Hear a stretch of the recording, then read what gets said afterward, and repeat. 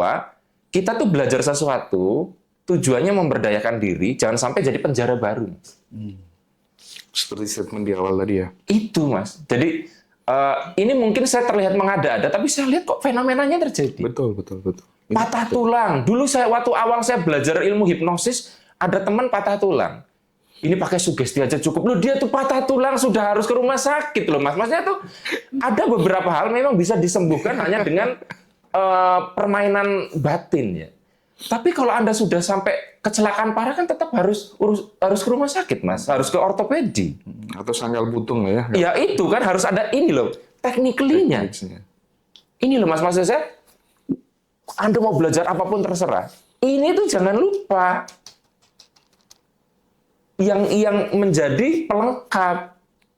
Nah, tapi mungkin Anda akan melihat, Mas, tapi ada orang yang skillnya perasaan sama dengan saya loh. Tapi kok hasilnya beda. Ininya, Bung, itu tadi. Ininya beda, dan ininya beda itu kadang nggak bisa dikejar. Misalnya, saya anaknya seorang pebisnis, terus kemudian Mas Ali anaknya seorang guru spiritual. Kan kesadarannya tetap, tetesannya udah duluan dia lah. Aku harus ngejarnya, harus cepat sekali untuk menyamai nolnya dia. Gitu.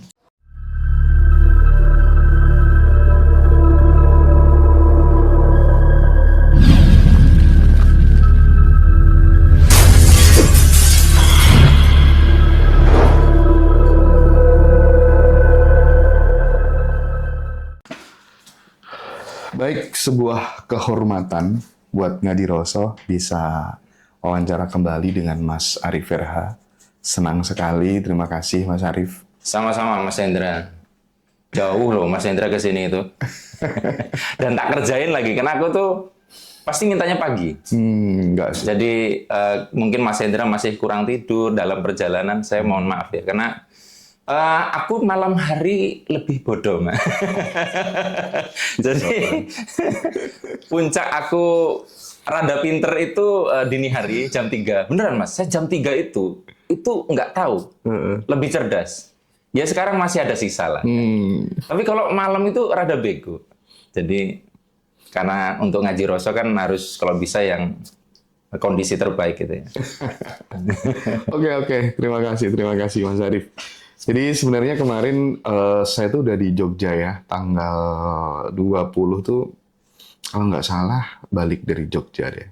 Terus balik lagi, pokoknya saya kalau Mas Arif meluangkan waktu tuh nggak tahu, semangat aja gitu, seneng aja gitu, merasa terhormat lah. Mas, kita semua tahu bahwa banyak sekali teman-teman tuh yang belajar tentang ilmu pengembangan diri, tentang kesadaran gitu ya. Tapi terkadang justru tidak sedikit yang terjebak dalam ilusi menjadi Tuhan kecil gitu.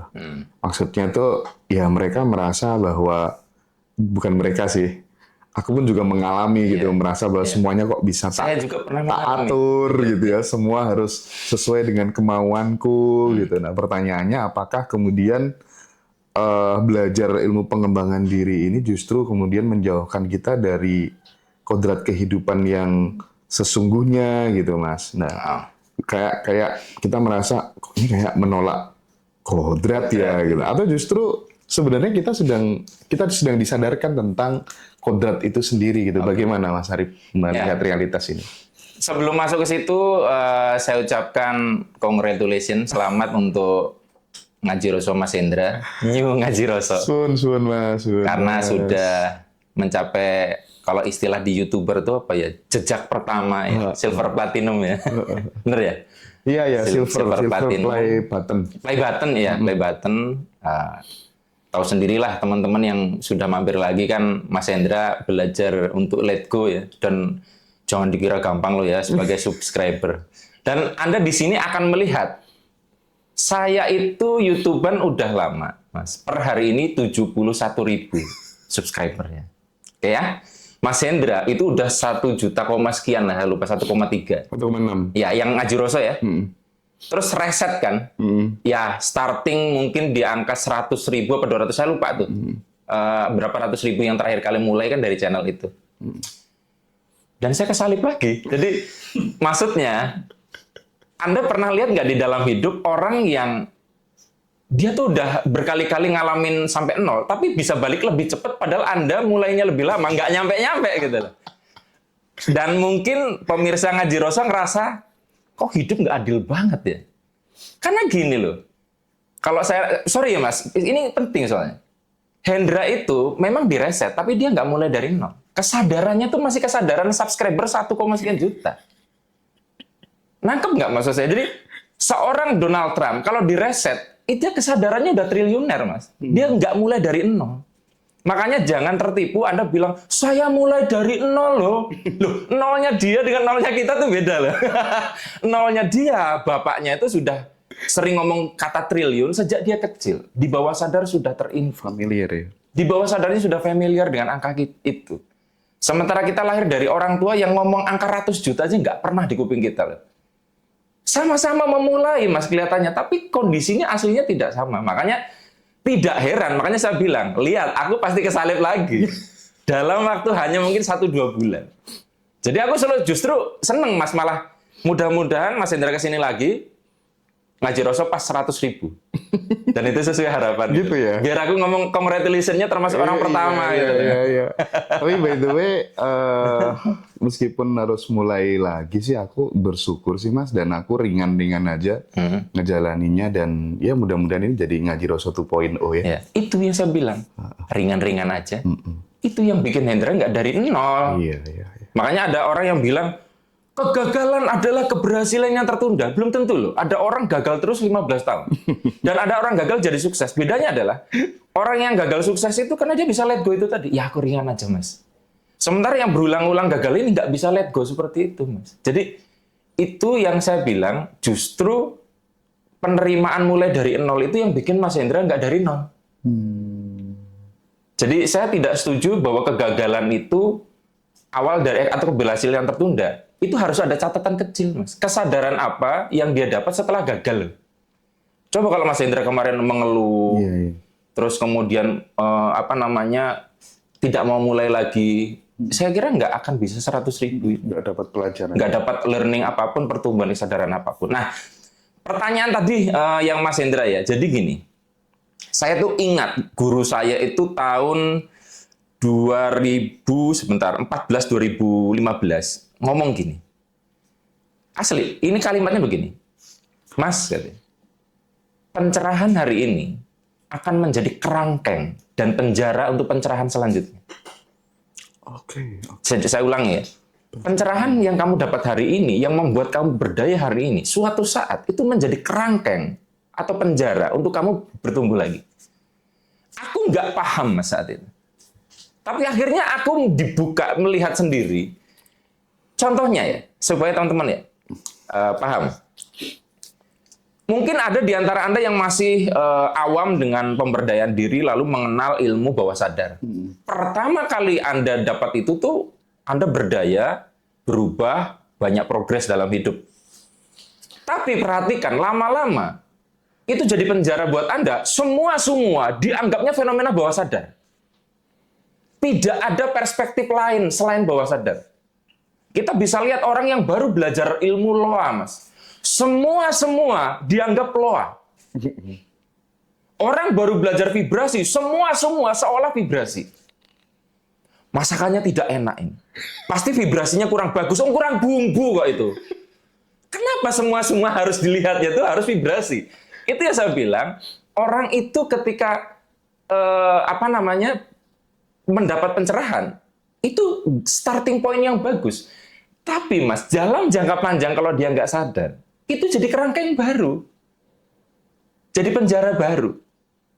Nah, saya pernah bilang kan bahwa rumus apapun yang saya sampaikan dalam semua video saya itu selalu, ini saya sederhanakan ya teman-teman ya. Jadi aslinya kehidupan itu terlalu kompleks untuk dirumuskan Mas.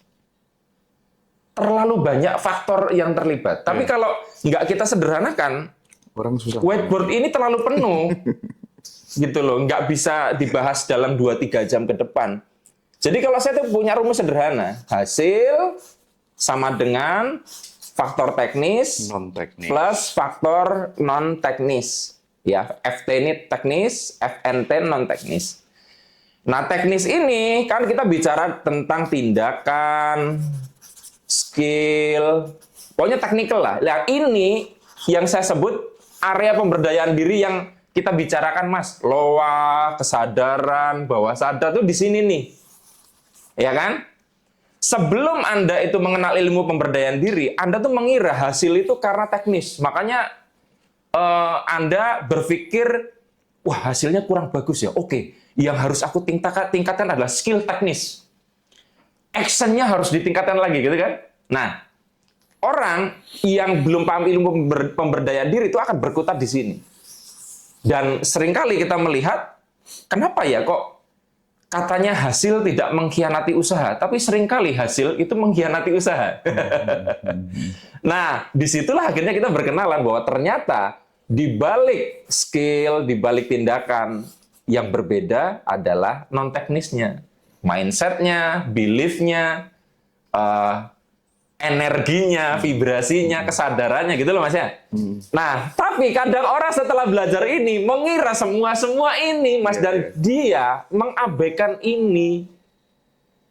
Loh, saya jadi YouTuber, terus saya belajar ilmu bawah sadar macam-macam. Kalau saya nggak ningkatin pengetahuan saya tentang YouTube, ya nggak signifikan Mas, nggak akan bisa seperti ngaji Rasul dong.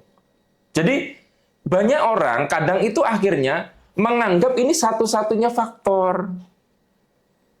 Nah, makanya gini, ini kenapa saya bahas, Mas. Saya itu dalam sekitar 2 minggu, 3 mingguan, kurang lah. Follower TikTok, akun TikTok saya, arif.rh.vibrasi itu, bertambah 30.000 followers. Apa ya sebabnya? Ternyata salah satunya, itu saya di-mention di beberapa video dan di beberapa komen, ada yang memang karena bahasan saya itu dia buktikan berhasil. Namun yang menarik ada beberapa video di mana itu influencer pemberdayaan diri itu saling serang. Saling ribut tentang konsep pemberdayaan diri. Influencer Loa versus Floa yang lain. Versi lain. Nah, mereka ribut, saya yang diuntungkan. Karena nama saya di-mention di situ. Saya udah deg-degan karena saya dicolek. Wah, jangan-jangan saya di-mention karena do something wrong. Padahal saya udah lama nggak bikin video kan. Ya tahu sendiri kan teman-teman, saya itu orang yang kadang penggunaan kalimatnya bikin orang emosi Mas ya. Jadi ternyata saya disebut di situ tidak dalam konteks perseteruan itu, tapi saya sebagai contoh yang baik ya, alhamdulillah ya. Nah, maksud saya di situ tuh saya mikir, ini orang-orang belajar Loa, kok malah ribut sendiri ya? Kan maksud saya adalah itu terpenjara Mas. Salah satu penjara itu adalah yang paling fatal dalam hidup Mas. Ketika saya merasa bahwa kalau saya benar, itu nggak ada kebenaran di luar itu. Jadi ketika saya ngerasa benar, itu ngerasa Hendra pasti salah loh. Karena dia berbeda. Nah ini yang saya bilang Mas, orang berdaya jadi terperdaya, akhirnya melakukan tipu daya. Dimension itu karena, oh ini lo pawangnya yang bener gitu ya. Ya di situ, gini, jadi waktu itu meributkan tentang siapa yang paling pionir. Loh, kalau soal pionir, Pak Arif Hera itu udah lama ngomongin itu. Jangan merasa sok pionir gitu loh. Saya batin, enggak juga, sebelum saya juga banyak yang lain gitu loh. Cuman di situ akhirnya saya lihat, kok memprihatinkan ya? Saya kira dunia pemberdayaan diri itu aman dari politik, Mas ya. Kalau di politik saling serang, oposisi. Saya masuk dunia manapun sama loh, Mas. Masuk dunia religius, tetap aja, Mas. Ada kayak gitunya. Artinya, jebakan ini tuh ada di mana-mana, Mas. Sesama YouTuber nanti kalau udah berkomunitas bisa loh Mas, saling sirik-sirik kayak gitu. Nah maksud saya gini, saya tuh kenapa bolak-balik ngomongin bahwa di Ngaji Rasul narasumber berbeda-beda, Anda pasti akan melihat perspektif berbeda, ilmu berbeda, jurus berbeda, gagasan berbeda. Nah, tugas teman-teman di Ngaji Rasul itu bukan mengadu antar pembicara ya Mas ya. Ya, tugas teman-teman nyari mana yang paling works, yang paling cocok buat Anda. Dan kalau cocok buat Anda, jangan ngira juga itu pasti cocok buat orang lain. Misal, wah, habis dengar metodenya Arif RH, merasa itu works nih. Terus komen di narasumber lain, menurut saya lebih bagus metodenya Arif RH. Saya pun nggak setuju loh, Mas. Karena belum tentu juga metode saya works buat dia. Nah, maksud saya adalah, yuk dibuka bahwa kita tuh belajar sesuatu, tujuannya memberdayakan diri, jangan sampai jadi penjara baru. Seperti statement di awal tadi ya. Itu, Mas. Jadi, ini mungkin saya terlihat mengada-ada, tapi saya lihat kok fenomenanya terjadi. Betul. Patah tulang. Dulu waktu awal saya belajar ilmu hipnosis, ada teman patah tulang. Ini pakai sugesti aja cukup. Loh, dia tuh patah tulang sudah harus ke rumah sakit loh, Mas. Maksudnya tuh ada beberapa hal memang bisa disembuhkan hanya dengan permainan batin ya. Tapi kalau Anda sudah sampai kecelakaan parah kan tetap harus ke rumah sakit, Mas. Harus ke ortopedi. Atau sanggal butung ya. Ya itu kan harus ada ini loh, tekniklinya. Ini loh, Mas, maksud saya, Anda mau belajar apapun terserah. Ini tuh jangan lupa yang menjadi pelengkap. Nah, tapi mungkin Anda akan melihat, Mas, tapi ada orang yang skillnya perasaan sama dengan saya loh. Tapi kok hasilnya beda. Ininya, Bung, itu tadi.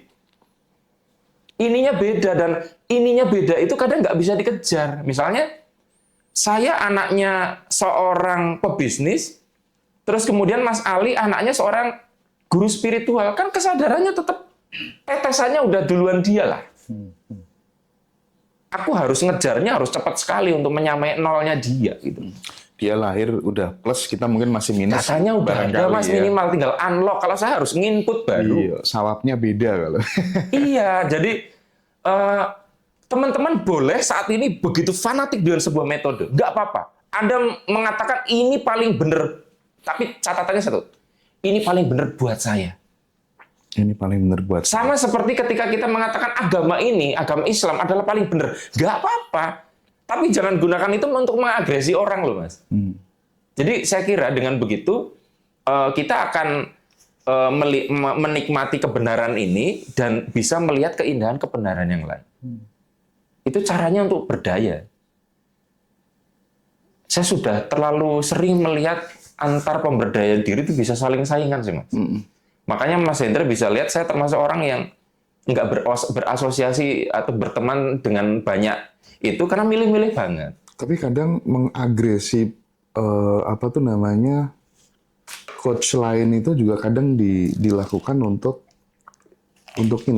demi monetisasi sih. Gimana? Untuk demi menambah viewers, untuk demi panggung sih. Hendra Tidak misalkan sedikit ya, gitu. subscribernya atau followernya di TikTok 1 juta atau 2 juta. Wah, biar terkenal tak senggol-senggol. Nah gitu. Nama aku kan Pansos, Iya, Panjat Sosial. Pansos. Sayangnya saya kurang tertarik melakukan itu. Maksudnya gini, kok aku kayak nggak punya cara lain ya untuk naik ya? Kenapa harus nginjek dia gitu? Jadi mungkin ada ya yang melakukan itu tuh ada, Mas. Banyak banget yang kayak gitu. Tapi saya tuh kurang suka dengan permainan itu, Mas. Karena saya tahu akan ada mahar yang harus saya bayar di kemudian hari, alias salah satunya saya juga akan ngalamin kayak gitu. Loh, siap nggak kita digituin orang? Saya suka debat, tapi saya siap didebat loh, Mas. Tapi kadang kita nginjek orang, tapi nggak mau diinjek orang lah. Nggak fair banget. Iya.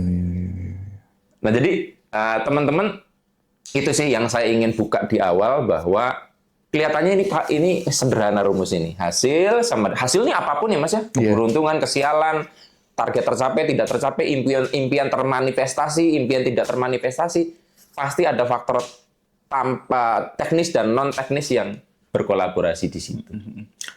Terus mungkin tipsnya, Mas, ketika kita belajar kesadaran supaya nggak jatuh dari kesombongan rohani tadi gitu ya, merasa bisa mengatur semuanya, segalanya, kayak menolak kodrat itu gimana? Secara umum kebanyakan orang pasti harus melalui tahapan sombong itu. Gitu ya? Setidaknya saya. Maksudnya saya tidak, kalaupun tidak diekspresikan, kesombongan itu ada di hati. Karena bahkan imam-imam besar pun itu pernah melalui itu. Ya. Tapi bukannya memang pertumbuhan itu memang kebanyakan awalnya dari situ memang. Iya, gini. Ini kayaknya man-made deh kira-kira. Saya tuh lebih suka orang yang sombong dibanding orang yang minderan. Karena orang minderan itu susah untuk diajak maju. Orang sombong tuh energinya udah di atas.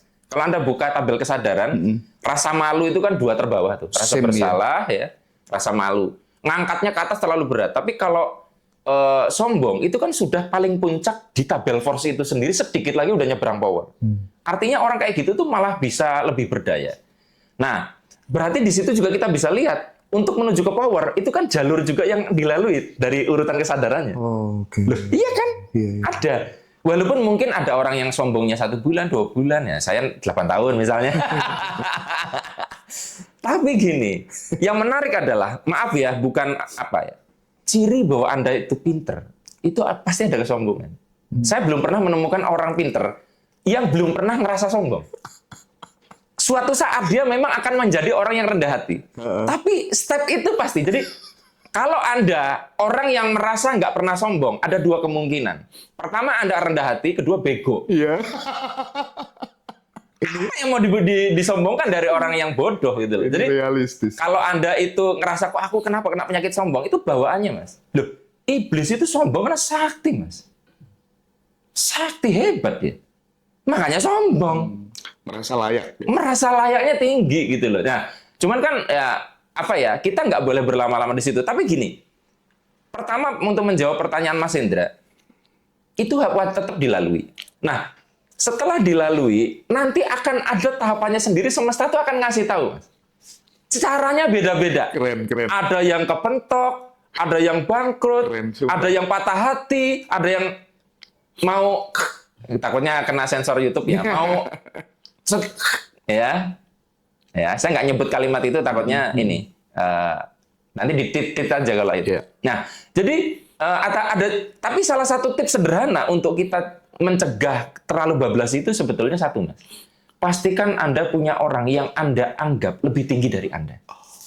Karena itu akan selalu membuat Anda, aku nggak sepinter dia, aku nggak sekaya dia. Jadi orang kaya yang sombong itu masalahnya karena dia nggak bergaul dengan orang yang lebih kaya dari dia, Mas. Bener sih. Nah, orang yang pinter itu jadi sombong. Masalahnya karena dia tidak pernah belajar tidak punya teman atau orang yang lebih pinter dari dia. Tapi dikelilingi orang-orang yang secara vibrasi, secara knowledge, secara pengalaman lebih tinggi, lebih banyak daripada kita itu sangat membantu. Meskipun di awal terkadang masa iya sih? Masa kayak gitu kita kan kayak ayo tetap pinteran aku deh. Enggak, maksudnya tuh menurut dia kan menurut kita kan di fase itu kan man-made kan. Ya, ini kita yang create dan lain sebagainya gitu. Sementara dia udah di level itu. Kita kan agak beda dulu. Kok gini sih gitu kan. Tapi minimal pelan-pelan kan kita bisa. Terus terang saya tidak tahu berapa lama kita akan mengalami fase itu. Tapi sejauh ini orang-orang hebat pasti ngalamin fase itu. Dan triggernya untuk bergeser itu kita tidak pernah tahu. Sama sekali tidak pernah kita tahu. Nah, jadi contoh kadang kita mungkin akan dibenturkan oleh kenyataan-kenyataan yang di luar yang kita. Contoh saya dulu kan pinter banget waktu kuliah, Mas. Pinter banget saya itu. Terus terang. Dan saya orang yang nyaris di DO. Bayangin, saya IPK-nya paling tinggi, tapi lulusnya paling lama. Nah, di situ saya kayak dihantem. Kok kenapa yang udah pada pinter-pinter, yang nggak lebih pinter dari aku pada lulus duluan? Di situ aku akhirnya ngaca. Ternyata nggak cukup pinter ya, aku harus pinter berkomunikasi dengan dosen. Karena dulu saya saking ngerasa pinter, Mas, selalu debat dosen, Mas. Lah dosen juga kan punya kuasa sebagai pembimbing skripsi. Kalau di debat marah dong dia, berarti kan saya nggak memiliki skill untuk respect people. Oh, hidup tuh nggak cuma pinter ya, ternyata harus menghargai orang juga perlu kita biar maju. Itu akhirnya learn itu, saya belajar itu. Tapi saya saya skripsi bikin 2 kali loh, Mas. Sudah sampai turun lapangan, saya sudah dinasihati oleh dosen, judulmu terlalu sulit untuk cari data, saya nekat, ya, akhirnya kesulitan cari data. Saya mulai dari awal judul baru, Mas. Satu-satunya dalam sejarah fakultas saya, orang bikin skripsi 2 kali itu saya. Saking songongnya saya. Jadi buat teman-teman yang saat sekarang lagi sombong, belum bisa sadar, terusin aja, nanti kepentokan. Jadi semesta tuh kayak sudah menyediakan gamenya sendiri. Kalau kamu nggak sesuai game, nanti akan dikasih sesuatu. Karena yang berhak sombong cuma satu sih, Mas. Yang berhak sombongnya, sesombong-sombongnya cuma satu, yang punya hidup ini.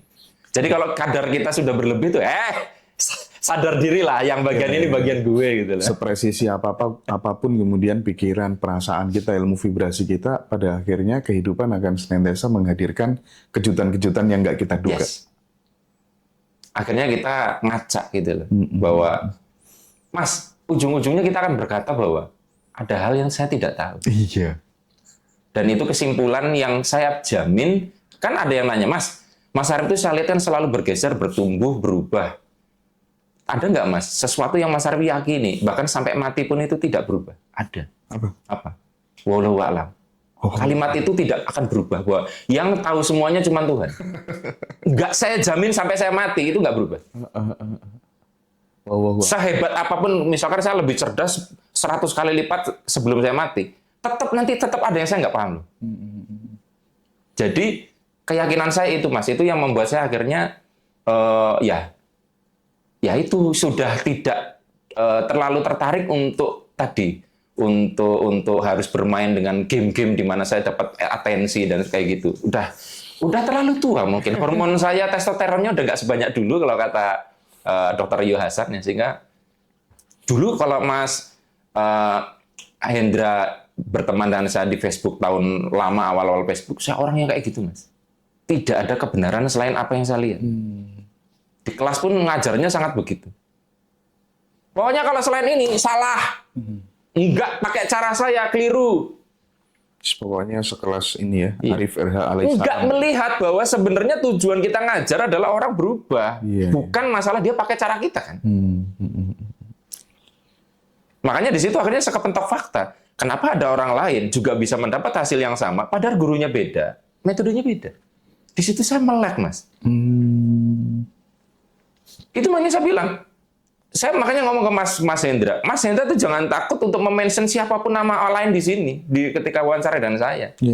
Mas Hendra nyebutin nama Teh Febi nggak apa-apa, nyebutin nama Mas Riko nggak apa-apa. Mereka semuanya hebat, cuma beda-beda pendekatan aja. Nggak masalah buat saya. Gitu. Karena mereka mungkin ada orang yang nggak masuk di saya, masuknya ke mereka. Ada yang nggak masuk ke mereka, masuknya ke saya. Cuman memang banyak Mas yang nyebut saya itu guru antara, bukan guru final. Jadi beberapa orang itu kesulitan untuk mencapai ilmu yang ideal. Misalkan let go banget dan sebagainya. Anggaplah orang ini Gobin, anggap. Saya bilang, kenapa kamu nggak belajar ke Gobin? Dia tuh udah levelnya kayaknya di atas saya deh. Kejauhan Mas. Ke Mas Arif dulu aja. Mas Arif masih ada reseknya, masih ada kacau-kacaunya. Ya saya masih ngerasa bisa lah nyampe. Kalau Gobin itu saya udah putus asa dulu, kayaknya nggak bisa nyampe ke sana gitu. Nah, saya seneng diposisikan itu. Menjembatani orang yang mau berubah. Mungkin setelah ke saya, ke Mas Riko. Nggak apa-apa. Karena mungkin orang itu nggak akan bisa ke sana kalau nggak lewat saya. Iya.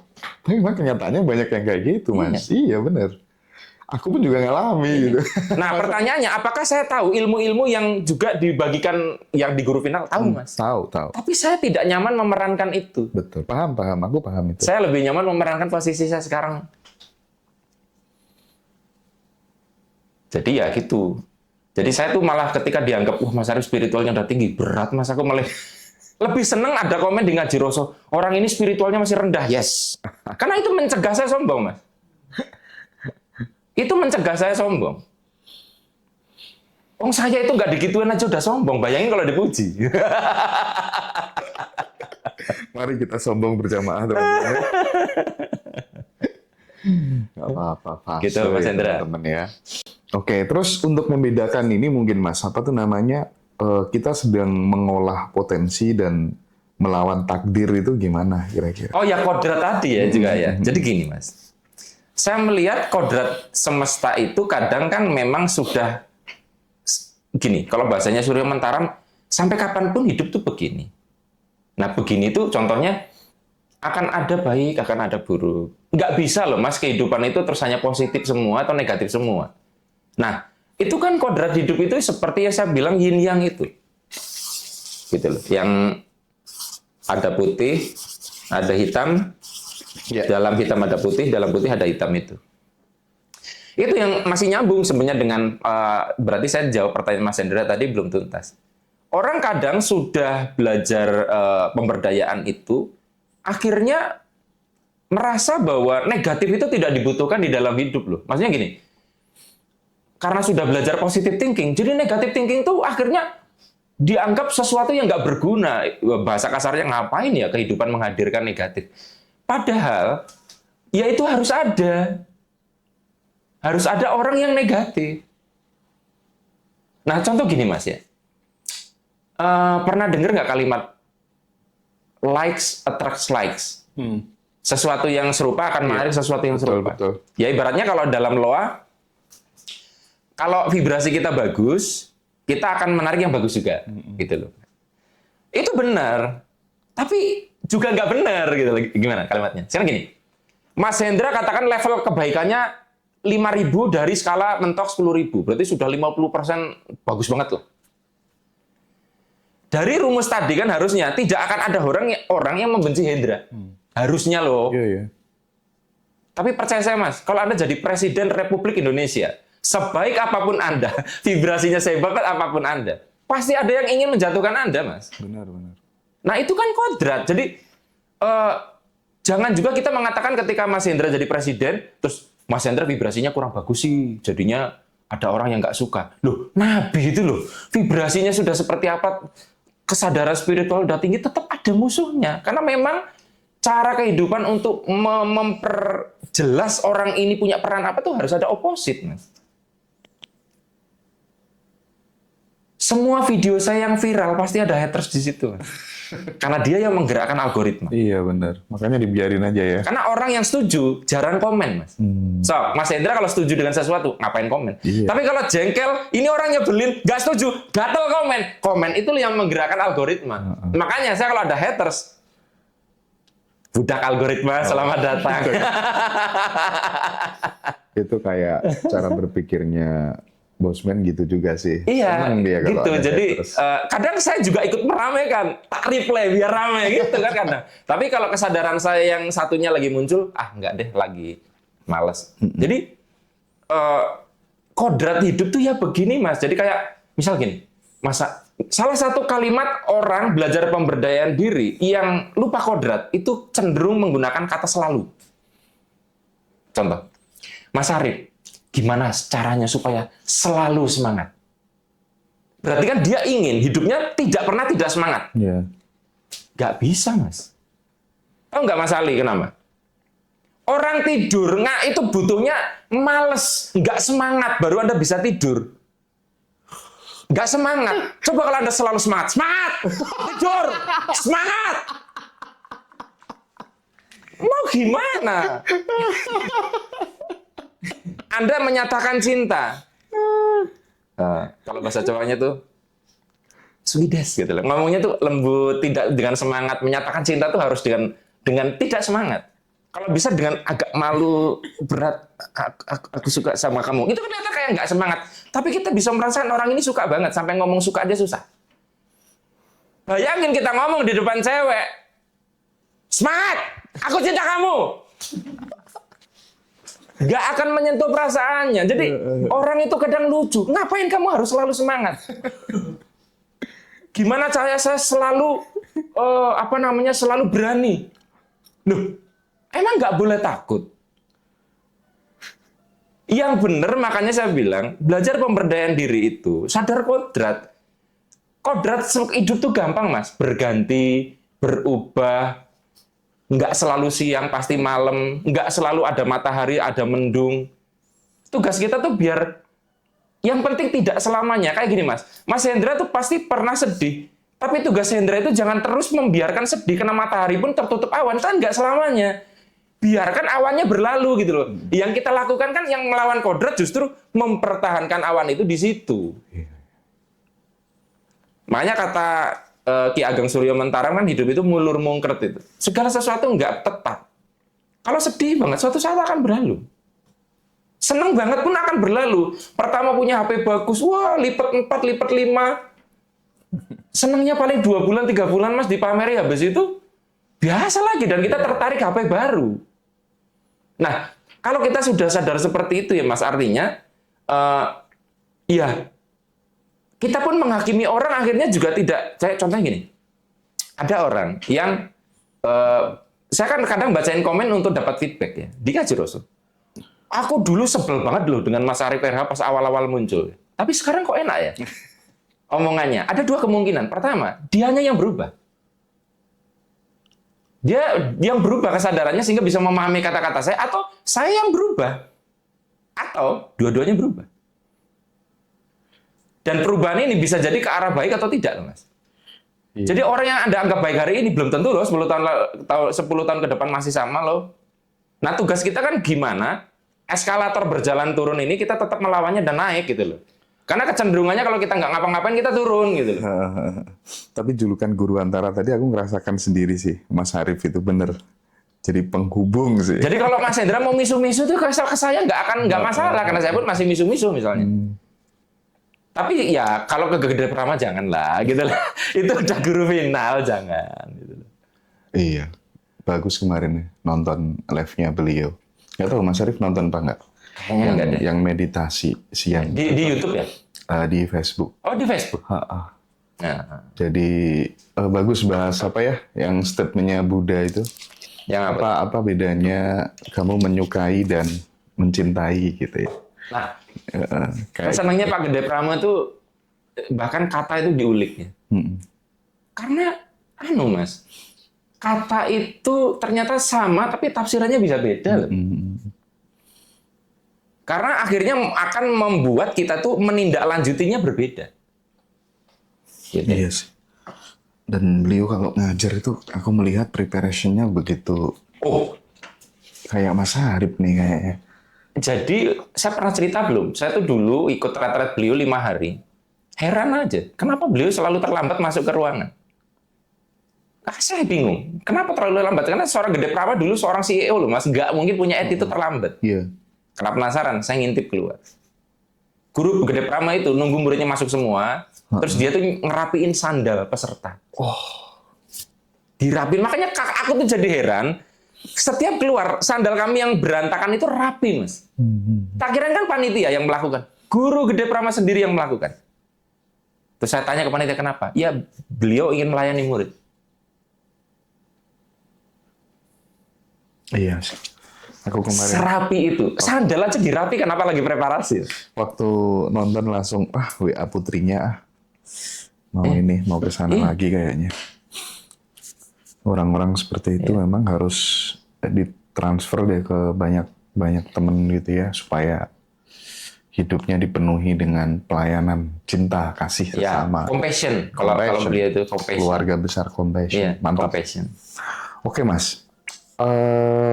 Terus ada nggak titik di mana manusia itu harus berhenti mengontrol, berhenti mengatur gitu ya, terus kemudian mulai menerima dan cara untuk menemukan garis batas antara ikhtiar dan pasrah itu kira-kira bagaimana Setuju, Mas Mas. Arif? Ini topik ini tuh mau dibahasakan apapun tuh gampang diomongin, tapi prakteknya tuh setengah mati. Asli. Ini sama seperti kayak kita itu pertama, Mas Hendra masih ingat nggak waktu pertama kali belajar naik sepeda ontel? Kesalahan kebanyakan pemula adalah secara umum dikatakan adalah tidak bisa seimbang. Sebenarnya tidak seimbang naik sepeda jadi ambruk jatuh itu dampak dari kita terlalu ingin menggenggam. Setirnya itu dipegang terlalu kenceng. Oh iya. Akhirnya kan tidak fleksibel untuk mengimbangi mobilitas dinamisasi dari gaya gravitasi terhadap tubuh kita. Nah, tapi ketika Anda belum mahir lalu Anda lepas tangan pun juga bahaya kan? Karena kalau Anda kena batu, setirnya berubah, Anda nggak pegang setir bahaya. Ingat, sepeda ontel bukan pesawat yang ada autopilot di situ ya. Nggak computerized. Nah, Anda perhatikan, nyetir apapun, mobil, motor, sepeda, itu kita tuh berada pada titik antara memegang dan melepas. Perhatikan, kalau Anda bingung. Anda tuh megang setir sepeda, itu dipegang. Tapi juga kayak dilepas, sehingga Anda fleksibel. Lentur gitu loh megangnya, Mas. Gimana ya? Kayak Anda pernah nggak merasakan jarinya dipegang balita? Balita itu kalau menggenggam, itu kayak dia tuh menggenggam tapi kayak nggak menggenggam. Gimana sih? Selembut itu. Nah, jadi kalau dibilang tentang batasnya, contoh-contohnya ada banyak. Mas. Contoh-contoh kita itu bagaimana kita melakukan kesadaran itu susah. Tapi yang jadi repot adalah kenapa nggak segampang itu? Karena setiap dari kita itu berawal dari titik yang tidak ideal itu. Kayak gini. Kan ini kan koordinat perfectnya ya, perfect untuk perpaduan. Jadi gini, pertama, idealnya melepas dan menggenggam itu harus dikombinasikan. Karena paradok. Kenapa saya harus seeding asumsi ini dulu kepada Anda? Karena kebanyakan orang menganggap itu versus. Nah, kita ambil contoh ya. Kalau Anda menganggap bahwa melepas dan menggenggam, meraih itu berlawanan, Anda sudah menabrak kodrat kehidupan itu tadi. Contoh Mas Hendra atau Mas Ali deh. Mas Ali coba tarik napas. Tarik napas terus. Nggak bisa kan? Supaya bisa narik lagi, Anda harus ngelepasin. Jadi untuk bisa narik harus melepas, untuk bisa melepas harus menarik. Napas aja yang jadi dasarnya hidup, yang menjadi ciri hidup. Itu perpaduan antara narik sama lepas. Kenapa kok diributin? Yang benar itu menarik. Yang benar itu melepas. Oh, dua-duanya penting kok. Gimana sih? Hai, yang di talk ya. Jadi, ini tuh titik ideal di mana kita tahu kapan harus ngelepas, kapan harus narik, dan kapan harus dikombine. Tapi kenapa jadi susah? Karena ada orang yang karena pengalaman masa kecil, didikan, lingkungan, dia berawal dari terlalu menggenggam. Ya, terlalu hold. Oke, ini serba takut, khawatiran nih, Mas. Di sini terlalu rilis. Ya terlalu lepas. Itu ya nggak bagus sih. Gini Mas, kekurangannya orang yang terlalu rilis ini, terlalu fleksibel, sehingga tidak punya prinsip. Nggak punya sesuatu yang digenggam banget. Iya. Jadi pada tataran tertentu dia akhirnya kayak pelin-pelan. Dan aku melihat ya ada beberapa pasangan itu yang memang dia punya prinsip untuk remote kebahagiaannya itu benar-benar dia pegang sendiri. Ya. Tidak diberikan event itu kepada orang yang dia cintai. Akhirnya dia terlalu membebaskan pasangannya dan pasangannya ngawur akhirnya. Nah, hal-hal seperti itu kan karena tidak imbang tadi sama hold-nya. Ya. Mas, kita itu akan merasa dicintai ketika istri kita merasa membutuhkan kita. Ih, dia butuh aku ya. Nah, rasa butuh itu kan memang sedikit menggenggam. Aku nggak butuh Hendra. Kan kita jadi ngerasa terus buat apa aku ada dalam hidupnya.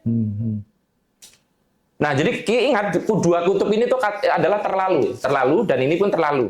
Oke ya, jadi semua kata yang terlalu, kurasa, lagunya Kire itu. Iya. Kire itu dalam bahasa Jepang artinya indah, Mas. Beautiful. Karena saya adalah seorang wibu ya. Jadi ada orang yang terlalu menggenggam apa-apa, nggak boleh apa-apa, dicengkram semuanya, ketakutan masa lalu gitu loh, Mas. Ada orang yang terlalu bablas. Nah, Iya. contoh paling gampang itu adalah ini saya, ini istri saya. Istri saya tuh sebelum ketemu saya, sebelum nikah sama saya, bahkan awal-awal nikah deh, awal-awal nikahnya, itu terlalu bablas sehingga hidupnya tuh gini, Mas, saking terlalu melepasnya dia tuh tidak ada usaha untuk mencegah musibah terjadi. Kayak misalnya kunci dia nggak taruh di tempat yang proper, akhirnya hilang di taksi gitu loh, Mas. Cincin kawin hilang, handphone hilang, sering banget dia kehilangan sesuatu karena dia tidak ada hasrat menggenggam. Orang yang orientasinya safety keamanan itu harus punya hold ini, Mas. Iya kan? Nah, sementara saya terlalu safety. Sehingga apa? Saya orang yang sangat-sangat takut dengan resiko. Makanya nggak maju. Nah, yang menarik adalah, saya tuh harus bergerak ke sini kan. Istri saya harus bergerak ke sini. Iya. Saya terlalu very well plan. Jadi saya tuh selalu merencanakan sesuatu dengan sangat-sangat detail. Dan perencanaan saya tuh harus, gini Mas, bagi saya, yang disebut perencanaan adalah bagaimana antisipasi untuk hal negatif. Contoh paling gampang adalah, kalau Anda ingin tahu, bagi saya kesempurnaan itu harus berbasis negativitas. Pesawat kenapa sempurna, Mas? Karena dia berpikir, kalau nanti begini, antisipasinya gini. Kalau begini, antisipasi gini. 2 mesin mati, ada mesin cadangan. Kalau ini gimana? Kalau ini sempurna makanya. Anda mau nggak naik pesawat yang dibikin sama orang positive thinking? Ayo, Anda yang sekarang di TikTok yang positive thinking itu segalanya, Anda mau nggak bikin pesawat yang si engineer ini nggak pernah berpikir tentang kemungkinan terburuk?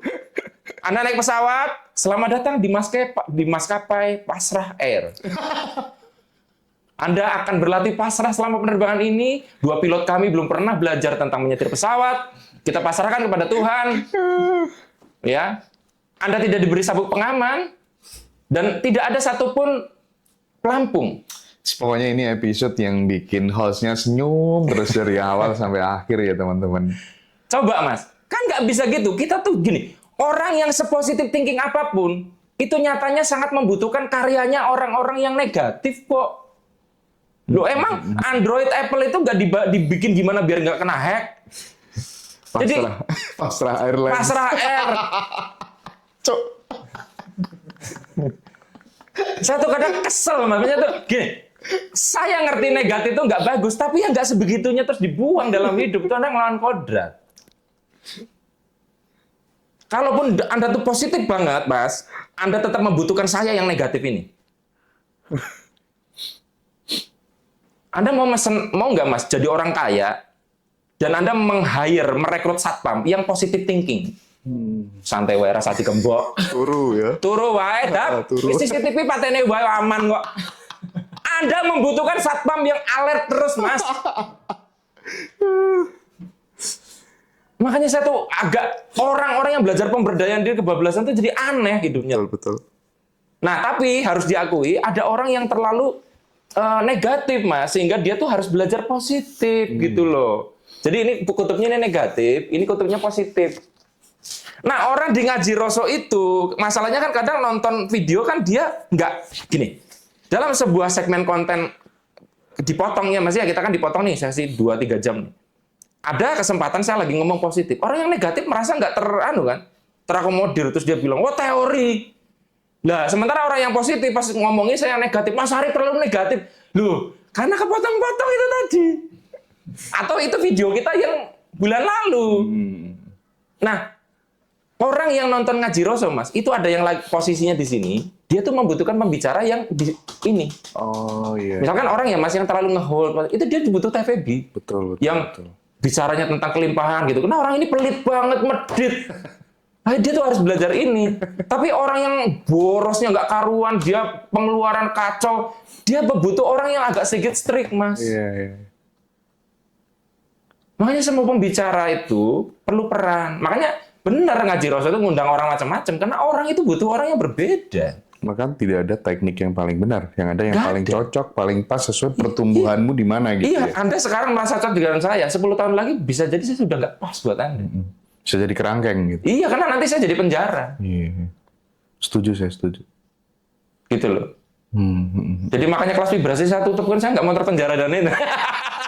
Dan ini yang beruntung teman-teman Ngaji Roso sih ya. Kelas vibrasi tutup, ilmunya dibagi semua di Ngaji Roso. Selamat ya teman-teman di Ngaji Roso, ini anugerah lah ya. Thank you ya, kita doakan Mas Arif terus ya terus. Oh ya, sekali lagi nih bagi teman-teman, karena tadi kan banyak yang komen gitu ya. Saya sebagai saksi sendiri, KIV itu, Kitab Ilmu Vibrasi itu, bukunya Arif RH itu worth it banget. Jadi Ini ya. teman-teman yang belum dapat bukunya silakan nanti hubungi Ngaji Roso. Sama buku yang baru beliau itu Holistic Life, itu lebih tebal, 800 halaman. Teman-teman pokoknya demi Allah saya rekomen banget buku-bukunya Mas Arif ya. 2 buku itu teman-teman nanti silakan dapetin. Dan itu bisa untuk senjata, Mas. Karena berat, dia bisa untuk alat bela diri. Ya. Lemparan ya. Kalau Anda ngantuk, baca bukunya bisa dijadiin bantal. Jadi itu multifungsi. Ya. Itu teman-teman di bio TikTok ada nomornya. Kontak aja nanti ya, atau di deskripsi Ngaji Roso kan ada di kolom deskripsi YouTube Ngaji Roso ada nomor yang bisa dikontak. Jadi nggak poin Mas Hendra. Jadi saya dengan istri saya tuh awal-awal tuh 5 tahun pertama Mas, tarik-tarikan. Jadi istri saya pengen narik saya ke sini, saya pengen narik saya ke sini. Tarik tambang akhirnya. Nah, itu kan yang jadi repot kan kadang kita itu berpasangan itu ingin menjadikan pasangan kita seperti kita, dan Iya pasangan kita ingin menjadikan kita seperti dia. Bener. Loh, kalau gitu menikah dengan diri sendiri aja. Nah, itu bagus kata-katanya itu. Iya, jadi tujuan kita mencari kolaborasi, titik tengah, negosiasi. Semesta ini hasil negosiasi, Mas. Antara dua hal yang berlawanan. Kalau salah satu ingin menjadikan yang lain, habis nih kehidupan ini. Tapi kadang itu nggak bisa berubah juga loh, meskipun hanya dengar kata-kata Mas Arif seperti itu, kecuali nunggu kepentok, Proses. nunggu sakit dulu Proses. gitu ya. Proses, bener. Kalau memang ada yang instan, habis nonton ini, terus tiba-tiba berubah, ya dia kepentok terus nonton video ini. Makanya terus langsung kebuka gitu loh. Ada jatuh temponya kayaknya ya. Ada, Mas, ada. Jadi saya meyakini orang itu kadang punya timingnya sendiri-sendiri, walaupun timing itu pun bukan jadi alasan dia untuk nggak mengupayakan. Orang kan ada timingnya, terus akhirnya berlalu 20 tahun. Oke. Kan kita harusnya bisa mengupayakan mungkin jadi diperpendek lah seperempatnya. Iya. Gitu. Nontonin konten-konten ngaji Rasul misalnya kan sedikit ngebantu percepatan lah. Gitu. Oke. Clear ya teman-teman semuanya. Sekarang aku pengen masuk ini. Minum dulu lah Mas Arif ya. Iya. Minum dulu. Aku juga. Saya tuh narasumber yang paling sering minum. Coba diperhatikan. Karena saya dulu pernah maksain, saya kok minum terus kayak gimana gitu loh. Ternyata terus saya ingin kayak orang lain. Akhirnya susah sendiri habis itu. Iya. Serak. Jadi, be yourself lah gitu. Nah, sekarang kalau kita ngomong soal manifestasi gitu ya Mas ya. Orang kan biasanya langsung membayangkan hal-hal yang indah-indah ya. Jodoh yang cantik, rezeki yang lancar, impian tercapai gitu. Tapi jarang dibahas bahwa pikiran dan energi manusia itu kan juga bisa menciptakan sesuatu yang memanifestasikan hal-hal yang negatif. Bahkan kalau Mas Arif ada yang namanya campuran antara positif dan negatif sekaligus gitu. Nah, di titik ini muncul pertanyaan, Mas. Kira-kira apakah manifestasi itu netral atau hanya mengikuti arah pikiran saja gitu ya? Atau sebenarnya ada hukum yang lebih besar yang mengatur ini semuanya gitu. Jadi tentang pikiran negatif, positif dan campuran manifestasi ini gimana nih? Oke, gini. Jadi teman-teman yang mungkin masih belum begitu, saya selalu berasumsi orang ada yang nggak paham ya Mas ya. Manifestasi itu gini. Lawan kata dari manifest itu adalah laten. Laten itu tersembunyi. Makanya ada istilah bahaya laten komunis. Jadi bahaya yang tersembunyi, yang di balik permukaan. Manifest itu dari laten menuju nampak. Perwujudan. Iya, jadi boleh dibilang manifestasi adalah dari yang tidak ada jadi ada, dari yang belum terjadi jadi terjadi gitu ya. Jadi manifest itu intinya begitu. Nah, jadi kalau misalkan Anda saat ini belum punya pekerjaan yang layak, terus jadi punya pekerjaan yang layak, itu yang namanya manifestasi. Nah, sebelum kita ngomong manifestasi, Mas, apakah ketika kita belum mengenal kata manifestasi, kita tuh tidak manifestasi? Kan udah sebenarnya. Loh, hidup kita ini kan akumulasi dari manifestasi. Walaupun tidak tahu apa yang kita lakukan itu nggak nyadar. Nah, Anda ngalamin kejadian buruk itu pun manifestasi loh, Mas. Dan Anda ngalamin kejadian keberuntungan itu pun manifestasi. Ya kan? Tadinya keburukan atau kesialan ini kan masih tersembunyi terus jadi aktual. Itu kan manifestasi. Nah, tugas kita kan adalah gimana sebisa mungkin mengurangi manifestasi yang mengundang kesialan dan kita menggesernya lebih banyak pola untuk keberuntungan ini. Nah, kebanyakan orang berpikir bahwa energi negatif itu selalu terkaitnya dengan kesialan keberuntungan, Mas. Iya. Gitu loh. Selalu gitu. Jadi seolah-olah tidak ada ruang bahwa negatif itu pun bisa diarahkan untuk manifestasi yang lebih menguntungkan, gitu loh. Gini, sebagai gambaran pernah dengar nggak? Doa orang teraniaya itu mustajab. Mas Hendra pun pasti pernah ngalamin. Iya. Benar. Orang teraniaya itu lagi positif apa negatif? Negatif. Nah, kenapa itu dianggap nggak ada oleh orang-orang Loa? Orang-orang yang ngajarin Loa tuh merasa bahwa itu tuh nggak ada gitu loh, Mas. Itu yang saya kadang itu pun bisa, artinya kita tuh dalam keadaan negatif pun bisa manifestasi. Itu fenomena kan, Mas? Itu di film Mahabharata kan kita lihat kan, Iya. ketika kemudian orang lagi terdolimi gitu, oh sumpah ini ya. Nah, itu kan berarti manifestasi dengan energi negatif. Heeh. Terus di situ ada kilatan petir gitu. Dar. Kejadian. Jadian. gitu. Iya. Heeh. Kita kan pernah ngalamin hal-hal kayak gitu. Sering. Nah, adapun nanti itu ada satu gini Mas, kayak titik persimpangan waktu kita sedang menghimpun energi negatif ya, teraniaya dalam tanda Iya. kutip ini. Mau ini dimanifestasikan modar kowe gitu loh. Atau aku bakal jadi wong sugih. Ini kan nyabang. Nah, orang yang belum sadar itu dibuangnya energi negatif selalu untuk ke sini. Untuk menghancurkan, bukan untuk konstruktif untuk dirinya sendiri. Misalnya gini, Mas Ali, Anda misalkan teraniaya ya. Nah, repotnya kan untuk bisa membangun energi ini, semesta harus ngirim orang yang menganiaya Anda kan. Jadi dia tuh berjasa sebetulnya. Nah, terjadilah himpunan energi negatif pada diri Mas Ali. Jadi kawan-kawan ini Mas Hendra ini bawa tim namanya Mas Ali gitu ya.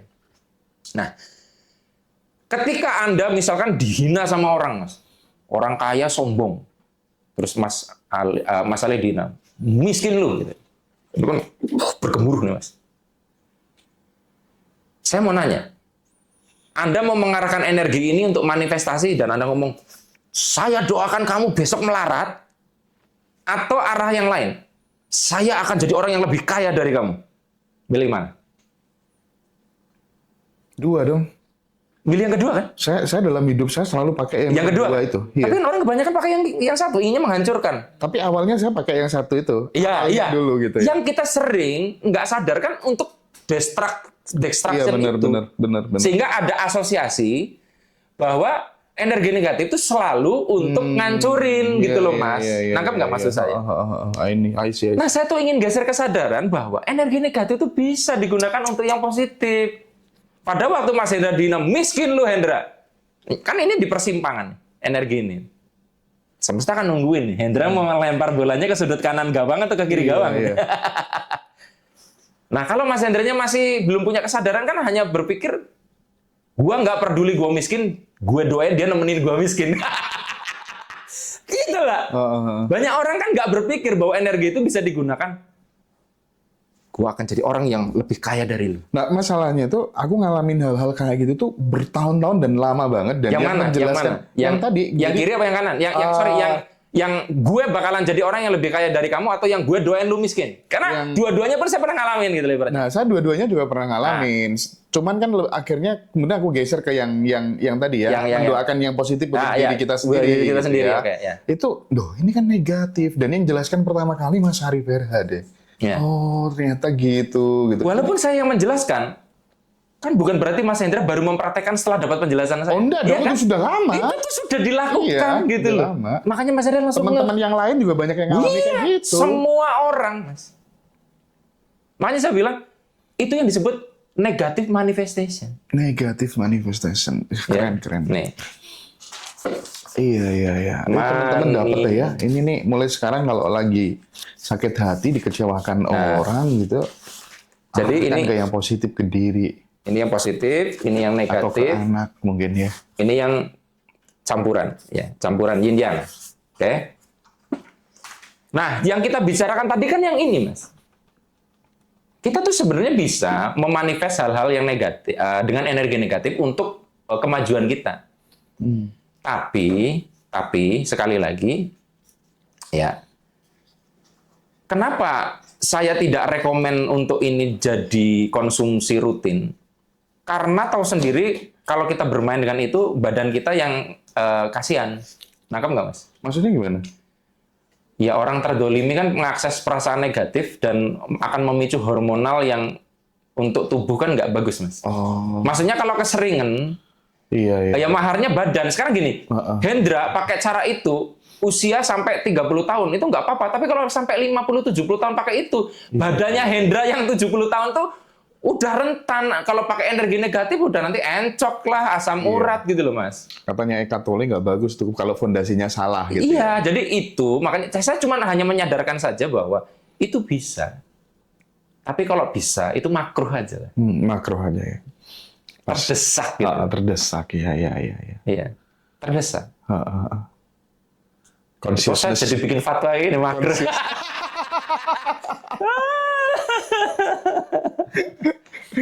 Saingan karo MUI dah. Tapi nangkep Mas Hendra ya. Jadi nangkep. semua Ini keren, teman-teman bagus ilmu banget. pemberdayaan diri itu aslinya bukan Anda belajar hal baru. Kami itu ngajak Anda menyadari yang sudah dilakukan. Sehingga mana yang perlu direpetisi dan mana yang perlu dikoreksi. Bukan hal baru kok yang diomongin Arif RH itu. Jadi kalau misalnya ada yang komen, gue juga sudah tahu yang dijelasin. Ya emang iya, tapi kan misalnya tahu tapi belum sadar. Iya. Nggak sadar tentang prosesnya, sehingga tidak bisa mengulanginya dan mengoreksinya. Itu yang negatif Mas ya? Udah nih, yang negatif udah ya? Ya, oke. Nah, yang positif, ya tonton aja video-videonya Teh Feby. Udah banyak dijelasin. Dengan gratitude, keberlimpahan, itu fokusnya ke opposite-nya ini. Kalau kita punya rasa kebencian, digeser jadi forgiveness gitu kan. Itu bukan lawannya ini. Bukan, itu metode yang berbeda. Jadi jangan juga setelah Anda dengar penjelasan ini, menghujat Mbak Feby dengan caranya. Bodoh juga kayak gitu.